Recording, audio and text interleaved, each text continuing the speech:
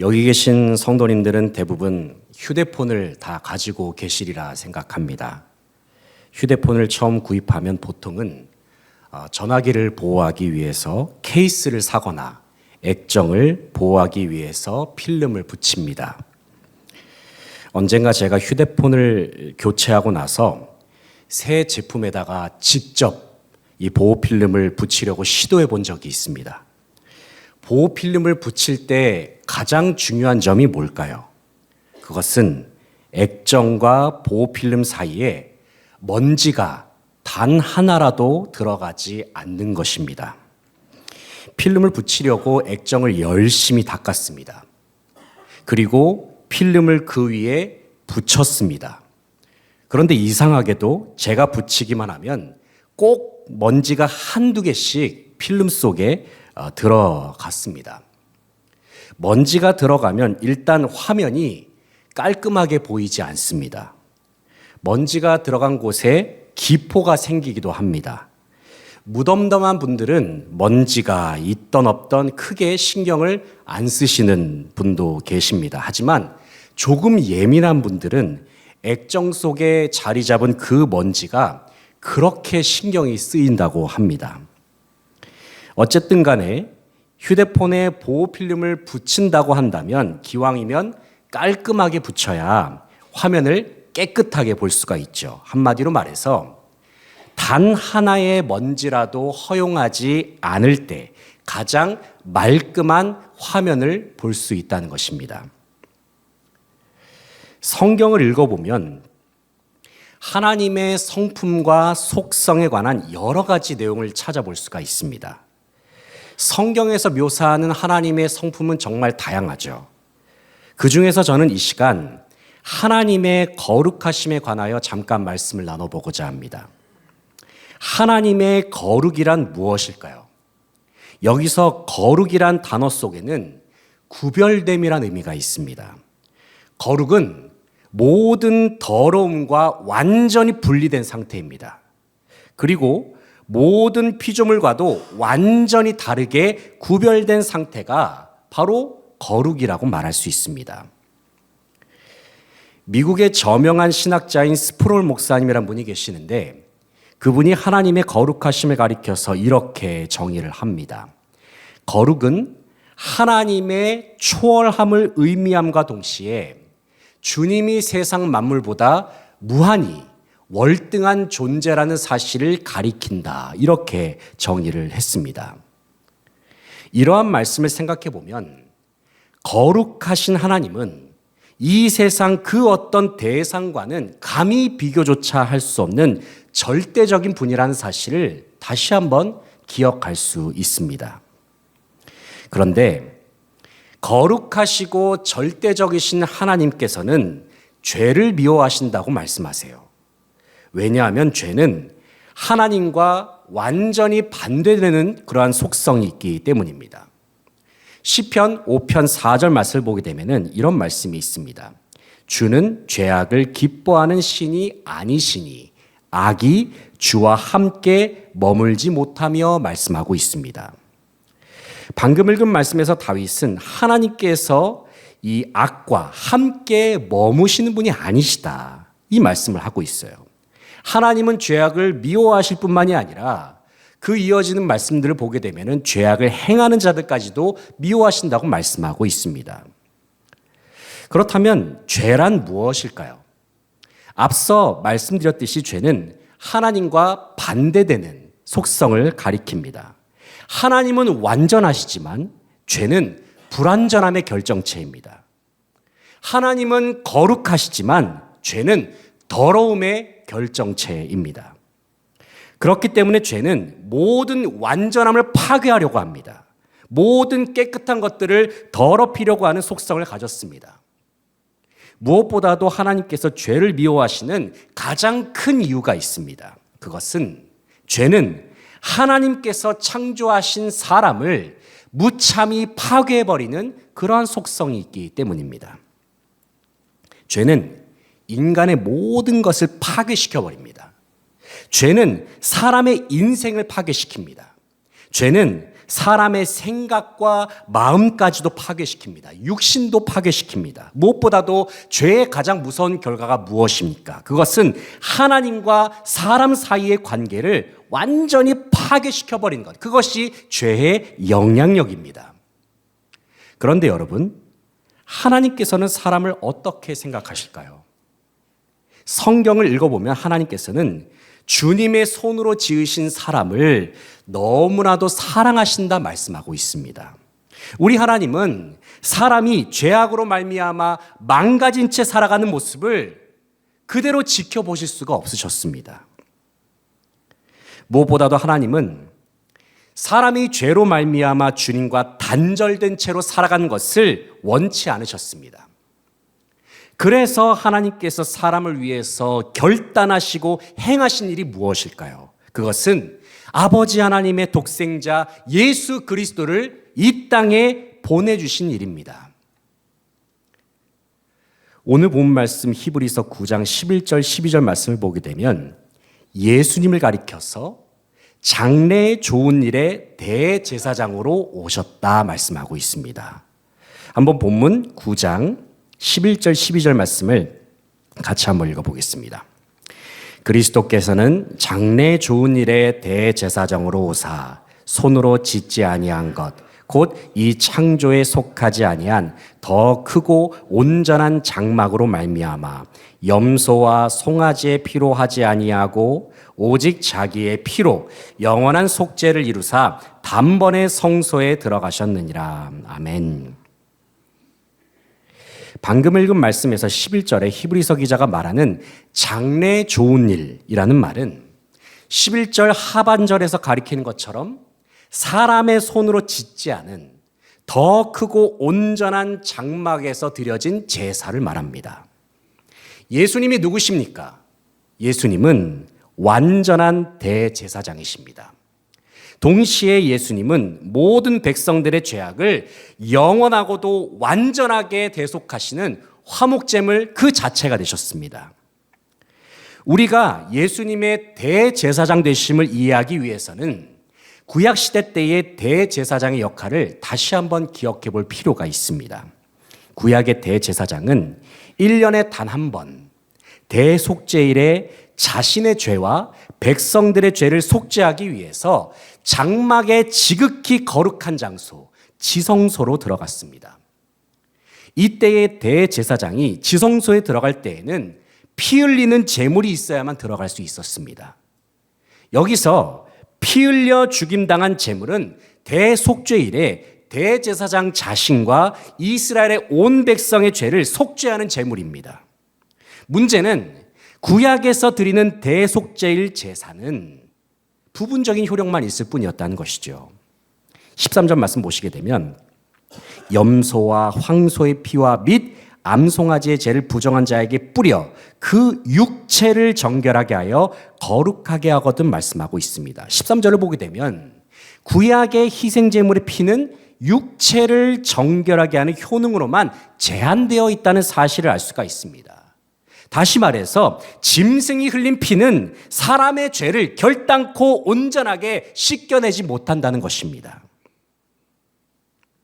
그런데 이어지는 14절 말씀을 보게 되면 히브리서 기자는 짐승의 피와는 비교할 수 없는 예수 그리스도의 보혈에 관해서 말씀하고 있습니다. 14절, 15절 말씀 한번 같이 한번 읽어보겠습니다. 14절, 15절입니다. 하물며 영원하신 성령으로 말미암아 흠없는 자기를 하나님께 드린 그리스도의 피가 어찌 너희 양심을 죽은 행실에서 깨끗하게 하고 살아계신 하나님을 섬기게 하지 못하겠느냐. 이로 말미암아 그는 새 언약의 중보자시니 이는 첫 언약 때에 범한 죄에서 속량하려고 죽으사 부르심을 입은 자로 하여금 영원한 기업의 약속을 얻게 하려 하심이라. 아멘. 14절 말씀 보시게 되면 예수 그리스도께서 십자가에서 흘리신 보혈은 영원하신 성령으로 말미암아 죽음에 이르게 하는 모든 행실로부터의 양심을 깨끗하게 한다라고 말씀하고 있습니다. 다시 말해서 예수 그리스도의 보혈은 성령의 능력으로 말미암아 보이지 않는 사람의 마음과 영혼까지도 깨끗하게 하시고 새롭게 하신다는 사실입니다. 그러면서 이어지는 15절을 보게 되면 히브리서 기자는 예수님께서 십자가에 달리셔서 보혈을 흘리신 그 의미를 더 깊게 설명을 하고 있습니다. 왜 예수님께서는 십자가에서 보혈을 흘리심으로 말미암아 우리의 죄를 씻겨주고자 하셨는가? 그 이유를 15절에서 히브리서 기자는 이와 같이 말씀하고 있어요.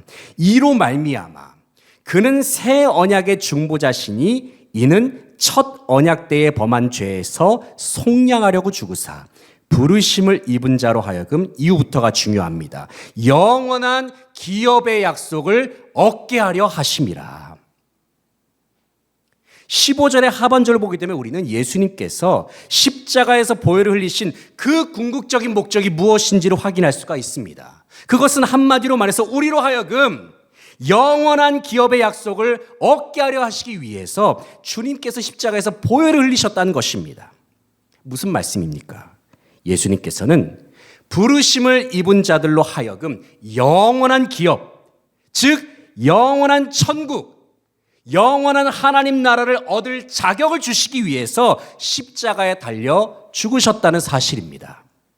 바로 이것이 예수 그리스도의 보혈로 말미암아 저와 여러분에게 주어진 새 언약입니다. 왜 이것이 새 언약일까요? 왜냐하면 예수 그리스도의 보혈로 말미암아 세워진 새 언약은 구약 시대 때의 옛날 언약과는 완전히 차원이 다른 언약이기 때문입니다. 새 언약 이전의 구약의 언약은 모세가 시내산에서 하나님으로부터 받은 언약을 의미하죠. 이것을 가리켜서 저는 첫 번째 언약이라고 말해 보겠습니다. 이때의 첫 번째 언약은 사람들에게 율법을 지키라고 하는 선한 행실을 요구합니다. 그러나 첫 번째 언약은 인간의 마음속에 있는 불완전함과 연약함, 그리고 죄악의 문제를 온전히 해결하지 못했습니다. 그 결과 구약의 이스라엘 백성들, 하나님의 백성인 이스라엘 민족이 어떻게 됐습니까? 그들은 결국에는 실패하고 말았고 결국에는 멸망을 당하고 말았습니다. 그러나 예수 그리스도의 십자가 보혈로 말미암는 새 언약에는 실패가 있을 수 없습니다. 멸망이 있을 수 없습니다. 왜냐하면 하나님의 독생자 예수 그리스도께서 완전한 희생제물이 되셔서 십자가에서 흘리신 주님의 피로 우리의 불완전함을 완전케 하셨기 때문입니다. 십자가의 보혈로 우리의 연약함을 강함으로 바꿔주셨기 때문입니다. 그리고 십자가의 보혈로 우리의 몸과 마음과 영혼에 존재했던 모든 죄악을 흰눈보다 더 희게 하셨기 때문입니다. 율법의 기본 정신이 무엇이냐면 죽음이 죄를 속한다입니다. 죽음이 죄를 속한다. 동시에 죽음이 죄를 속한다라는 원칙은 구약시대 때에 하나님께서 이스라엘과 언약을 맺을 때에도 동일하게 적용되는 원리였습니다. 창세기 15장을 보게 되면 하나님께서 아브라함과 언약을 세우시는 장면이 나오죠. 이때에 하나님께서 아브라함과 언약을 맺으실 때에 그 언약 속에 무엇이 있었습니까? 둘로 쪼개진 짐승이 있었습니다. 그리고 하나님의 언약의 횃불이 그 쪼개진 짐승 사이를 지나가셨어요. 이 장면이 의미한 바가 무엇일까요? 그것은 하나님께서 언약을 체결하실 때에는 짐승을 통한 속죄가 필수라는 것을 가리키는 부분입니다. 2000년 전에 예수 그리스도께서 십자가에 달려 죽으셨습니다. 여기서 예수님께서 십자가에서 달려 돌아가셨다. 이 사실이 중요합니다. 왜냐하면 주님의 십자가의 죽음은 하나님께서 자기 백성과 새로운 방식으로 영원한 언약을 맺으시는 방식이 되었기 때문입니다. 왜 예수님께서 십자가에서 피 흘려 죽으셨습니까? 모든 사람들의 죄악을 속죄하시기 위해서 피 흘려 죽으셨습니다. 그리고 모든 사람들로 하여금 하나님과 새 언약을 맺게 하시기 위해서 주님께서는 십자가에서 보혈을 흘리시면서 죽으셨습니다. 특별히 오늘 본 말씀인 16절, 17절 말씀을 보게 되면 히브리서 기자는 예수님의 십자가의 죽음의 의미를 설명하기 위해서 유언의 개념을 설명하고 있습니다. 여기서 유언이라는 것은 어떤 사람이 죽음에 임박했을 때에 남기는 말을 말하죠. 법률적으로도 유언은 유언자 스스로가 사망할 때에 일정한 법률 효과를 지닌다고 할 수 있습니다. 쉽게 말하면 유언은 유언한 자가 죽어야만 효력이 발생한다는 것입니다. 이러한 유언의 성격을 고려해 본다면 우리는 히브리서 기자가 예수님의 죽음을 유언이란 개념과 연결시킨 이유를 보다 정확하게 이해할 수가 있습니다. 한마디로 말해서 영원한 기업을 주시겠다라고 하는 주님의 약속은 십자가의 죽음을 통해서 새 언약의 백성들에게 완전히 상속되었음을 강조하고자 하는 것입니다. 16절 17절 말씀을 같이 한번 읽어보겠습니다. 16절 17절입니다. 유언은 유언한 자가 죽어야 되나니 유언은 그 사람이 죽은 후에야 유효한 즉 유언한 자가 살아있는 동안에는 효력이 없느니라. 아멘.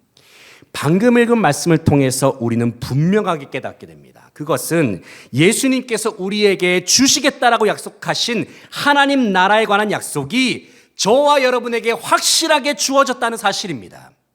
우리는 그것을 어떻게 알 수가 있습니까? 바로 우리의 죄를 대속하시기 위해서 못 박히신 십자가를 똑똑히 바라볼 때에 우리는 주님의 약속을 확신할 수가 있는 것입니다. 사랑하는 성도 여러분, 우리가 하나님의 자녀로 살 수 있고 우리에게 영원한 하나님 나라가 주어진 그 이유가 무엇입니까? 바로 우리를 사랑하시는 예수 그리스도께서 저와 여러분의 죄를 대속하시기 위해서 십자가에서 보배로운 피를 쏟아주셨기 때문입니다. 이 세상에 그 어떤 사람도 예수 그리스도의 보혈을 만나지 않고서는 구원을 받을 수가 없습니다. 예수 그리스도의 보혈을 만나지 않고서는 죄 사함도 없습니다. 그리고 예수 그리스도의 보혈로 정결케 되지 아니하고서는 영원한 하나님 나라를 상속받을 수 없습니다.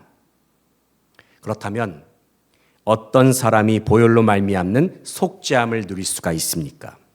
어떤 사람이 보혈로 말미암아 하나님과의 영원한 새 언약의 관계로 나아갈 수가 있습니까?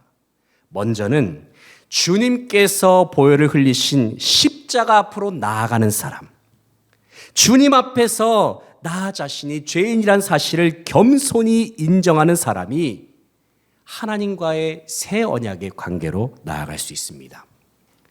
주님께서 흘리신 보혈이 나의 죄 때문이라는 사실을 인정하면서 통회하고 자복하는 마음으로 나아가는 사람만이 하나님과의 진정한 새 언약의 관계로 나아갈 수 있습니다. 그리고 나의 공로와 노력이 아니라 성령의 도우심과 예수 그리스도의 보혈의 공로에 힘입어 하나님의 용서와 속죄의 은총을 구하는 사람만이 하나님과의 참된 새 언약의 관계로 나아갈 수 있습니다. 사랑하는 성도 여러분, 이 시간 주님을 예배하는 가운데 우리를 위하여 십자가에서 보혈을 흘리신 예수 그리스도의 얼굴을 바라볼 수 있기를 소망합니다. 예수 그리스도의 보혈은 진정 능력이 있습니다. 주님의 보혈이 씻어내지 못할 죄악이 없습니다. 주님의 보혈이 회복하지 못할 문제가 없습니다. 그리고 주님의 보혈이 고쳐내지 못할 질병도 없습니다. 이 시간 성령의 도우심과 충만함 가운데 우리의 몸과 마음과 영혼이 주님의 보혈에 잠기는 시간이 되기를 원합니다.